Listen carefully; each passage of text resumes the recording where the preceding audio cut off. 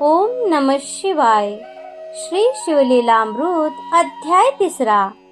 राजा कलमाशपादाची कथा. हा अध्याय रात्रीच्या प्रथम प्रहरी रोज वाचावा. भूतबाधा नाहीशी होईल. याचा उपयोग घरातील कर्त्या माणसाने करावा. ओम नमः शिवाय. सूत म्हणाले, सज्जन हो, पूर्वी इक्ष्वाकू वंशात मित्रसह नावाचा एक चक्रवर्ती सम्राट होऊन गेला. मृगयेसाठी गेला असताना त्याने एका राक्षसाला मारले. म्हणून सुडाने पेटलेल्या त्याच्या भावाने मनुष्य रूपात राजाची भेट घेतली व त्याला आपले पाक कौशल्य दाखवून त्याच्या प्रसादात आचार्याची नोकरी मिळवली. पुढे वशिष्ठ ऋषी नृप भेटीस आले असताना त्याने भाज्यामध्ये नरमास शिजवून पंक्तीत वाढले.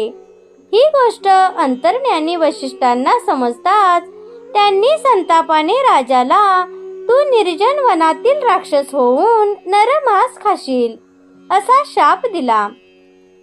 राजाने चौकशीसाठी आचार्याला बोलवले, पण तो केव्हाच पळाला होता. तेव्हा ऋषींनी अकारण शाप दिला म्हणून संतापलेल्या राजाने त्यांना प्रतिशाप देण्यासाठी हातात पाणी घेतले. पण पट्टराणी मदयंतीने त्याला परावृत्त केले. राजाने ते पाणी आपल्याच पायावर टाकले. त्यामुळे पाय काळे पडून त्याला कल्पाशपाद नाव पडले. सत्य प्रकार कळताच ऋषींनी त्याला तू 12 वर्षांनी राक्षस योनीतून मुक्त होशील असा उशाप दिला. ऋषी शापाने राक्षस झालेला कल्पाशपाद भुकेने कासावीस होऊन भटकत असता त्याने एका ब्राह्मणास खाऊन टाकले.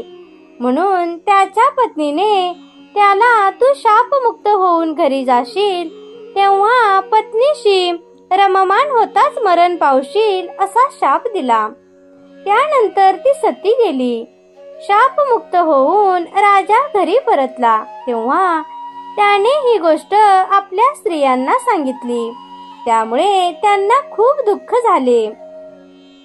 या सर्व घटनांनी बैचेन झालेल्या राजाने गृहत्याग करून वनगमन केले. पुढे गौतमांची भेट झाल्यावर त्यांना स्वतःचे दुःख सांगून यातून सुटका होण्यासाठी काही मार्गदर्शन करावे अशी विनंती केली. तेव्हा गौतम ऋषींनी त्याला श्री क्षेत्र गोकर्ण महाबळेश्वराची पावन कथा सांगितली.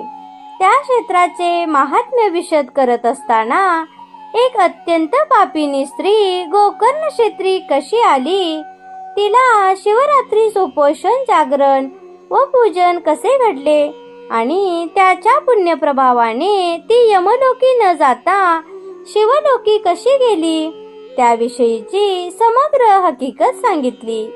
गौतमांच्या मार्गदर्शनानुसार राजा कल्पाशपाद श्री क्षेत्र गोकर्णास गेला. येथे शिव आराधनेत रममाण होऊन ब्रह्महत्येच्या पातकातून मुक्त झाला व अंती शिवलोकी गेला. ओम नमः शिवाय.